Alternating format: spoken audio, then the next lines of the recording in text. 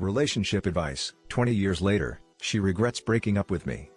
Long story here. 50 male, had a girlfriend 20 years ago. She was 22 at the time and still very immature. We were together for probably over a year. She was beautiful and I enjoyed the best I had in my life. Even though she didn't have any experience, I always treated her right with respect and love. One day she decided to break up with me. She gave me no reason. She just wanted to stop seeing me. That hurt a lot.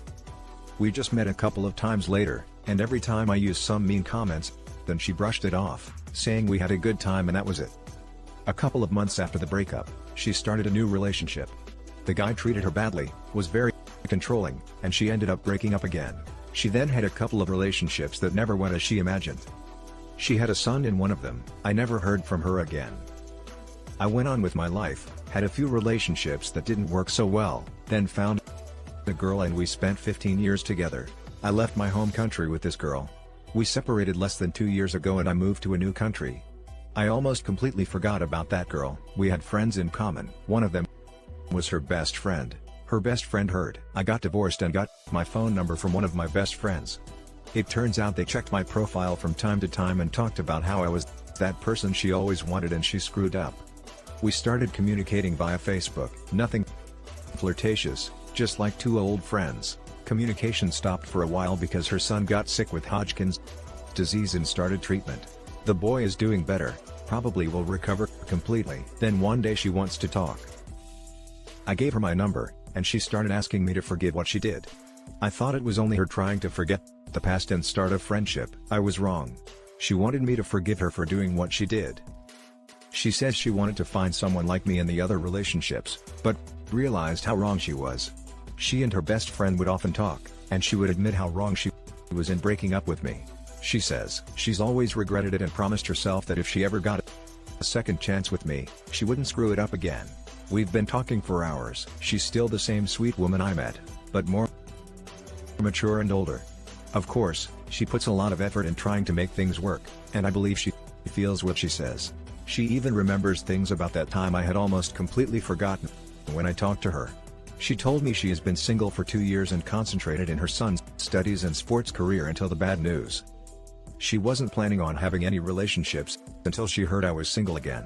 The problem is, although I do love her, like her, and believe what she says, I have a hard time getting over the past, how she broke up, how I missed many of the best years because of that decision. I try to think it was her immaturity and youth, but still I am stuck in time, and although I forgive her, I still resent a few things. Has anyone been in a situation like this or any similar? How did you proceed? Did it work out? Now for the top advice. I read through and I still don't see that you mentioned it. But what was the reason for the initial breakup? Without knowing that, I'm not sure you could put an end to the past and start fresh, so to speak. She just decided to end. It still says she doesn't know why she did it. If she felt good all the time, that's usually code for I thought I could do better. She found out the hard way that the grass wasn't so green on the other side, and now she's back. It sounds like she caused you a lot of pain and heartache, and you'll always be wondering if the other shoe is going to drop again. Just curious, are you earning a lot more than you were before? Maybe she sees you a free meal ticket. I know hyperpesican is a thing, but I don't think she's in a bad position financially. Sounds exploitative to me, calling you up just as you were dealing with a divorce. Not to mention she's basically a single mother looking to share her own burden and misery. Walk away from this woman if you know what's good for you. The divorce happened 2 years ago. We just started talking a month ago. She was 22, didn't know what a catch you were. A lot of young people have this problem. If the first relationship is very good, they don't have anything to compare it to, and it makes them feel very insecure. I did the same thing with my first boyfriend and broke up with him at 22.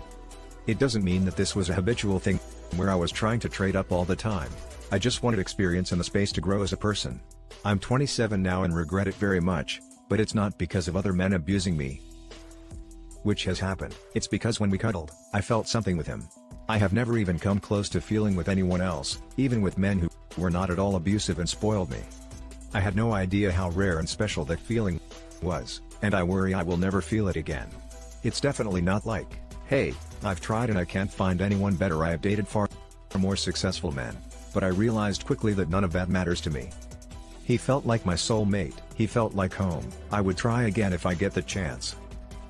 But I genuinely hope that doesn't happen, because he seems to be happily married now, and I don't want anything bad to ever happen to him now. For the second story updated, I think my boyfriend is trying to push our relationship off onto his friend. As the title suggests, I believe that my 24 female boyfriend, 26 male, is trying to actively move me to date his best friend. I've been dating my boyfriend, we'll call him Michael, for about a year now. We've known each other for years previous because we've always been in the same friend group since high school. His best friend, we'll call him John, has also been someone I've known for a long time because he's also in the group. John had asked me out years ago, but I turned him down because he's always been somewhat of a cocky guy who could never see he was ever wrong. Many people find him charming, but I think smarmy is a better word. He seemed offended but brushed it off and even told people that I had asked him out and he rejected me, which was fine because it didn't affect my life at all. After a few months, all was forgotten, and we just pretended the other one didn't exist. And that's how it's been for years until Michael lasted me out randomly and I decided to give it a shot. It turned out we had a lot of similar hobbies and really had a good time, so we started dating shortly after that. Now, about 6 months ago, Michael started to act strange. But in really subtle ways. I would talk about how much I loved animals, and he would interject that John just loved animals, which wouldn't be weird. But he did it with everything I talked about with even the slightest bit of enthusiasm. If I loved it, John loved it just as much. He told me how compatible me and John were and how he wished we meshed more. I eventually told Michael. I really didn't care what John liked because he was kind of pretentious and we never got along. He seemed really offended but quickly recovered, and by the next day, everything was good again. About a week after that instance, Michael would talk up John randomly and with seemingly no reason. Hey, I talked to Brittany yesterday, and then John is apparently a god in bed. Ha, ha. Maybe I should ask the guy for tips. John is volunteering at that shelter we went to a couple of weeks ago. What a guy. We should have John make us dinner. He's a great cook. It was every day to every other day. I had to hear about John's greatness, and it was to the point. I initially thought that Michael wanted to date John. Then 3 weeks ago, after we had some drinks, he asked me if we ever broke up. Would you date someone else in the group? I had no idea what to say because it was so random. But he quickly filled the void by saying, I think I would if I were you and John was single. Seriously. So 3 days ago, I confronted him in the kitchen and told him that if he had anything he wanted to tell me, I would listen to it no matter what, and that I would always be there for him.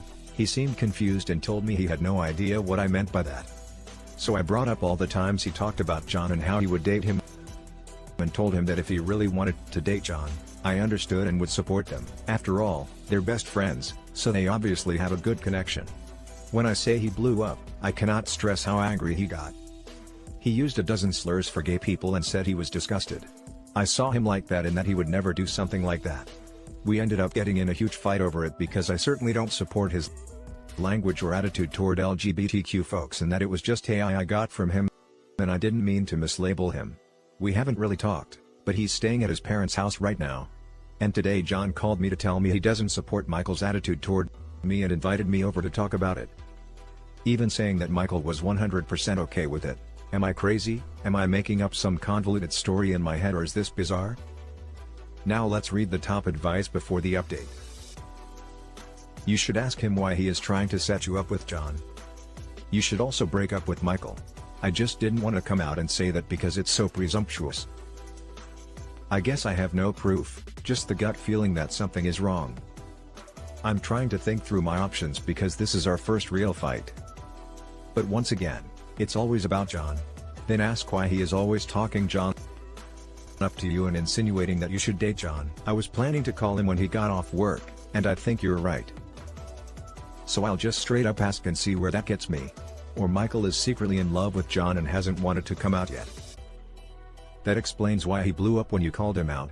Yeah, my GA was going off before I even got to that paragraph, then the slurs pretty much confirmed it. Well, I've been thinking this over, and if that was the case, I really don't think he would have said the things he said when I asked. I think you underestimate a closeted person. Why was he talking to Brittany about John and their life?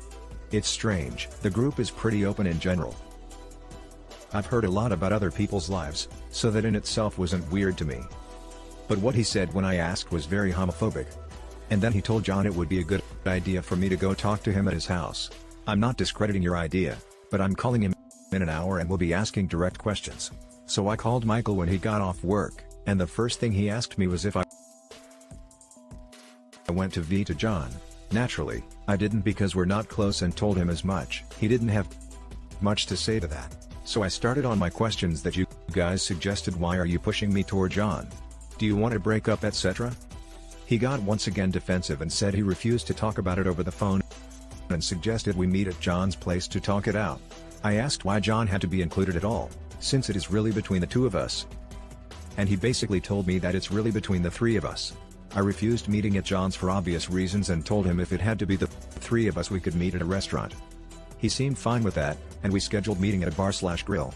That's pretty close to all of us. I showed up early and got us a table that had some private, and not long after John walks through the door, he sat down immediately and started chatting about how we were both so timely and that he liked when women showed up early because it showed they had good time management skills.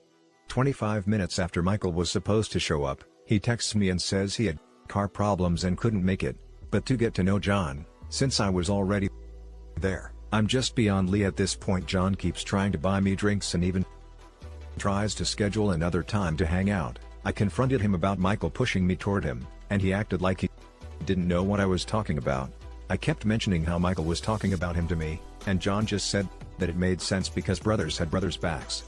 I told him the brothers can have each other and left fuming. Michael's tried calling me 3 times. John's tried 7. I want to cut them both off, say good riddance. But to do that would be leaving the friend group as well. And I don't really have that many friends to begin with. And it makes me so mad that I even have to make this decision anyway. That's the update. Sorry if it doesn't resolve anything, it makes me angry, too. Now for the full update. I went to Michael's house pretty early this morning, since I had work today and really needed this resolved. I had been up all night going back through the comments and trying to piece everything together, and honestly, it was driving me crazy. Michael was alone when I got there, which was a relief because I pictured John showing up like a movie villain. He initially didn't want to let me in, which was really weird, but I told him I wasn't going to leave without talking to him about this. So he finally let me come in. We sat down to talk. I asked him about the last night, which he said he had car trouble, but it was all fixed now. Convenient. I asked him a few more questions but was met with vague answers. So I decided to just cut to the chase and said, "Why do you want me to like John? Do you want me to date him? Do you want to have a 3-way? What is it?" Once again, instead of answering, he just watched me from his stupid chair and then had the nerve to ask me who I told my suspicions to. So I said I'd been running them through my head, but that my mom knew I was coming over to talk. She didn't, but he was starting to be really creepy. He got mad and said it wasn't like that, and I was making him out to be the bad guy because they were, yes, they looking for something long-term, not just a one-time thing. And now that all my suspicions were 100% confirmed, I told him you can't make plans, including someone else, without their consent, and that I would never be interested in anything with the two of them, and that I was no longer interested in anything with just him, either. I started leaving and told him to never contact me again. Same goes for John, and he shared the message. When he blocked my way out and said I had to hear him out and his side of the story, I told him I didn't want to nor care to, and that he needed to let me leave because my mom was expecting me. In the next half hour, he started getting frantic, saying, if he could just get John over there to explain, it would all make sense.